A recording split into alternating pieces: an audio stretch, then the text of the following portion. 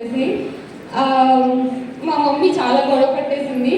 తర్వాత one fine day call చేసి నేను ఆఫీస్లో ఉన్నాను, నేను ఇన్ఫోస్లో వర్క్ చేస్తున్నాను. ఆఫీస్లో ఉన్నప్పుడు కాల్ చేసి ఏదో ఎక్కడికో వెళ్ళిందంట. మా ఓన్ రిలేటివ్సే చెప్పారు, నీ కనుపకం నీకు అలా ఉంది అని చెప్పింది మా మమ్మీ. ఆ రోజు చాలా ఎమోషనల్ అయ్యాను, చాలా ఫీల్ అయ్యాను. ఆ రోజు డిసైడ్ అయ్యాను ఏదో ఒక రోజు సక్సెస్ కొట్టి చూపించాలి అని.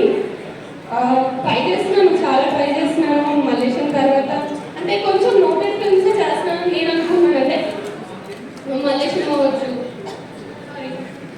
అవ్వచ్చు, ప్లేబ్యాక్ అవ్వచ్చు, వకీల్స్ అవ్వచ్చు, తంత్ర, పటేల్, వచ్చిన శ్రీకాకుళం, షెర్లాక్ హోమ్స్ అన్ని ఫిల్మ్స్లోనూ నా 100% నేను ఇస్తున్నాను. ఒక మంచి కథను ఎంచుకొని ఆ కథకి తగ్గట్టుగా షూటింగ్లో ఆ క్యారెక్టరైజేషన్ ఎలా పట్టుకోవాలో తెలుసుకొని దాని తర్వాత ప్రమోషన్స్కి నా 100% మోర్ దెన్ నా 100% ఇచ్చి ట్రై చేస్తున్నాను. ఎందుకు వర్కౌట్ అవ్వట్లేదని చాలా మంది అడుగుతున్నారు. I don't know, but I hope ఈ సినిమాతో అదంతా పోయి ఒక మంచి సక్సెస్ఫుల్ యాక్టర్గా ఒక సక్సెస్ మీట్లో కలుద్దామని అనుకుంటున్నాను.